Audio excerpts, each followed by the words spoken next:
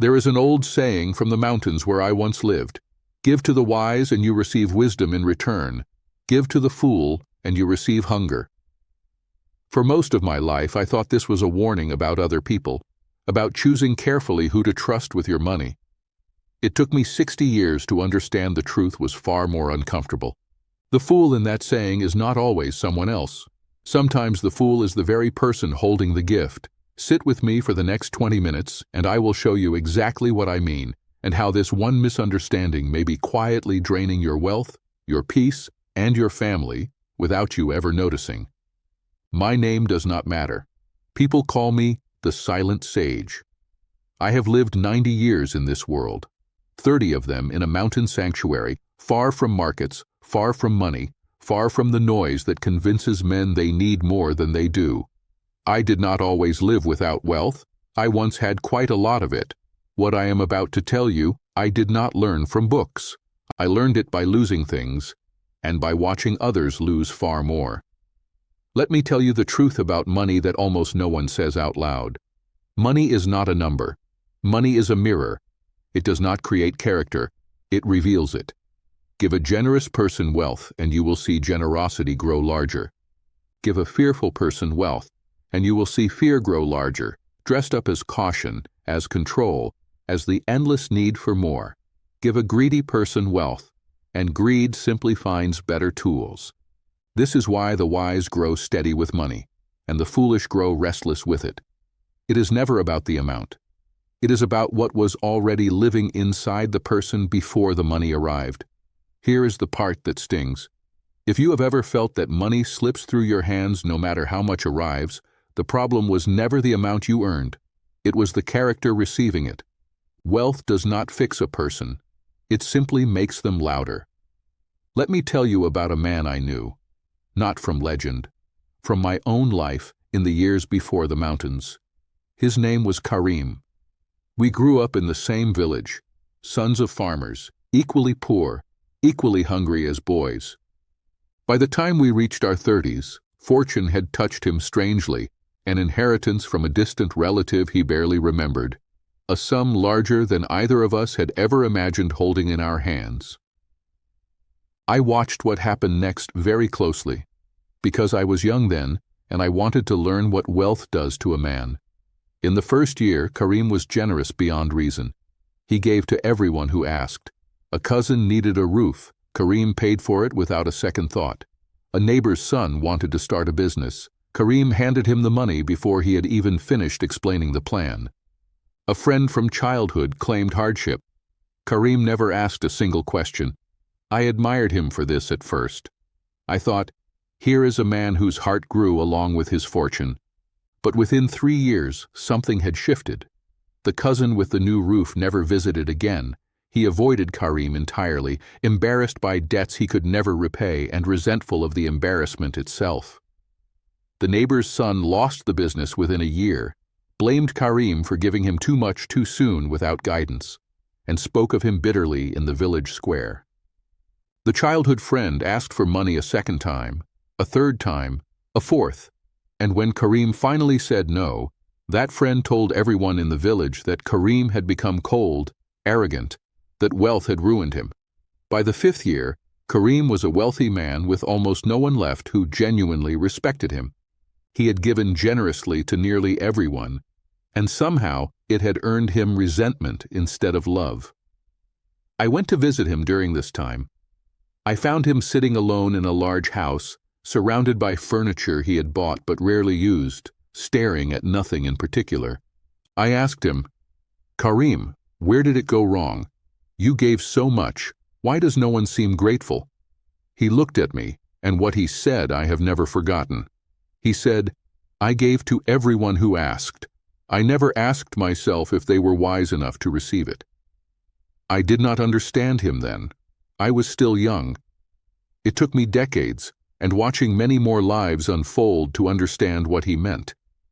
Here is what Karim discovered too late, and what I want you to understand now, before it costs you what it cost him. When you give money, or any resource, to a wise person, it grows. They build with it. They learn from it. They turn it into something larger than what they received, and in doing so, they honor the giver. When you give money to a fool, it does not simply disappear. It does something far worse. It reveals the fool's character at full volume, and then it blames you for the noise. A man who is reckless with small amounts will be reckless with large ones. A man who cannot manage gratitude will not manage money. A man who has never learned to want what he has will never stop wanting more, no matter how much you give him. This is the part the modern world refuses to say.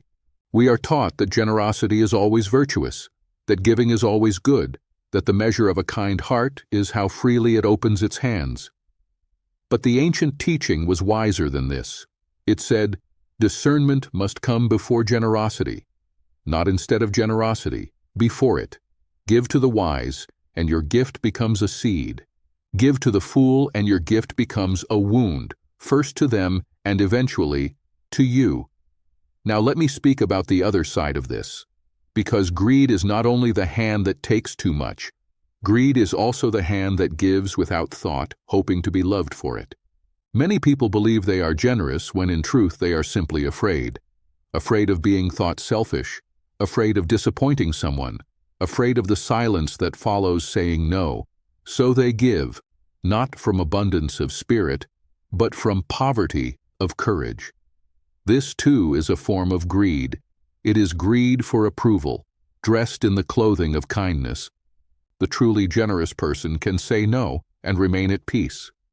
The falsely generous person says yes to everything and slowly resents everyone, because each yes was a small theft from their own life, given away in exchange for being seen as good. I will tell you something my old teacher said to me decades ago when I confessed that I struggled to refuse anyone who asked me for help. He said, "My friend, a tree that gives its fruit to every passing animal, no matter the season, will not survive the winter.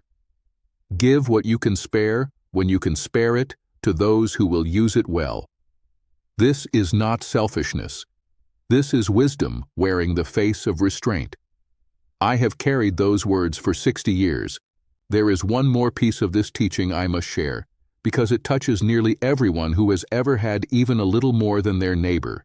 Do not speak of your wealth, not because you should be ashamed of it, but because speaking of it changes what it is. The moment you tell others how much you have, you stop being a person with resources, and you become, in their eyes, a resource itself. Some will see you as a target. Others will quietly hope for your downfall, simply because your success makes their own life feel smaller by comparison. This is not cruelty on their part. It is simply what comparison does to the human heart when given the chance. I have watched wealthy men destroyed not by bad investments but by careless words, a boast at a gathering, a detail shared with the wrong friend, a habit of mentioning again and again what they have achieved. The wise keep their wealth as quiet as their wisdom. Both are more powerful unspoken. The fool announces both and loses the power of each in the announcing. So what do you do with all of this? First, before you give, observe. Watch how a person treats small amounts before you trust them with large ones. Watch how they speak of others who have helped them in the past. A person who speaks bitterly of every hand that has ever helped them will eventually speak bitterly of yours too. Second, give to build, not to rescue. Ask yourself, will this gift help them grow stronger or simply remove the discomfort that was about to teach them something? Removing all discomfort from another person's life is not love. It is the slow theft of their growth. Third, protect your silence about your own wealth, the way you would protect your savings. What is not spoken cannot be envied, targeted, or used against you. Fourth, when you feel the urge to give simply to be liked, pause. Ask whether you are being generous or whether you are simply afraid to disappoint. These are not the same thing, though they often wear the same face. An old man has said what he came to say. Give to the wise, and you receive wisdom. Give to the fool, and you receive hunger. But remember, sometimes before you can judge who is wise and who is foolish with money, you must first ask the harder question. Which one have I been with what I was given? Wealth does not corrupt a person. It simply removes the disguise. What was generous becomes more generous. What was fearful becomes more fearful. What was wise becomes wiser. And what was foolish becomes finally impossible to hide. This is not a reason to fear money. It is a reason to build your character first and let your wealth follow honestly behind it, rather than hoping wealth will build the character for you. If you take only one thing from this evening, let it be this. Before your next gift, your next investment, your next act of generosity, pause and look closely at where it is going. Not out of suspicion, out of respect for what you have worked to build. If these words found something true in you, leave your mark on this video and stay close, because the old man has more to say. Peace to your home, and peace to whatever you choose to give away and whatever you choose to keep.